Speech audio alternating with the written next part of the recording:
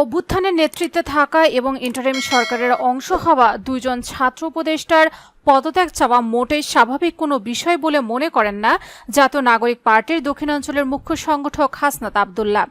বৃহস্পতিবার দুপুরে নিজের ভেরিফাইড ফেসবুক প্রোফাইলে দেওয়া এক স্ট্যাটাসে এ বিষয়ে কথা বলেন তিনি বলেন, এনসিপিকে নির্বাচন বিরোধী আখ্যা দিয়ে সচেতনভাবে এক ধরনের কলঙ্ক দেওয়া চেষ্টা চলছে। পাশাপাশি ছাত্র উপদেষ্টারা দীর্ঘ সময় ক্ষমতায় থাকতে চায় এমন গুজব ছড়িয়ে নেতিবাচক ইমেজ তৈরি করার নানা কার্যক্রম চলমান। এ চক্রান্ত কয়েকটি দিক থেকে পরিচালিত হচ্ছে, অথচ এনসিপির আহ্বায়ক নাহিদ ইসলাম নির্বাচন নিয়ে দলের অবস্থান স্পষ্ট করেছেন। 21 মে এনসিপির অস্থায়ী কার্যালয়ে অনুষ্ঠিত এক সংবাদ সম্মেলনে তিনি বলেন, প্রধান উপদেষ্টা ডিসেম্বর থেকে জুন পর্যন্ত যে সময় দিয়েছেন আমরা সেটিকে সমর্থন করেছি।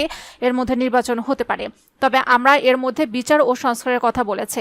অন্যদিকে ছাত্র উপদেষ্টা মাহফুজ আলম 10 মে বলেন, ডিসেম্বর থেকে জুনের মধ্যে নির্বাচন হবেই। তিনি একাধিকবার নির্বাচন বিষয়ে এই অবস্থান স্পষ্ট করেছেন।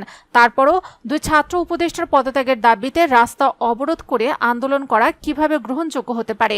অভ্যুত্থানের নেতৃত্বে থাকা এবং ইন্টারিম সরকারের অংশ হওয়া দুজন ছাত্র উপদেষ্টার পদত্যাগ চাওয়া মোটেই স্বাভাবিক কোনো বিষয় বলে মনে করি না।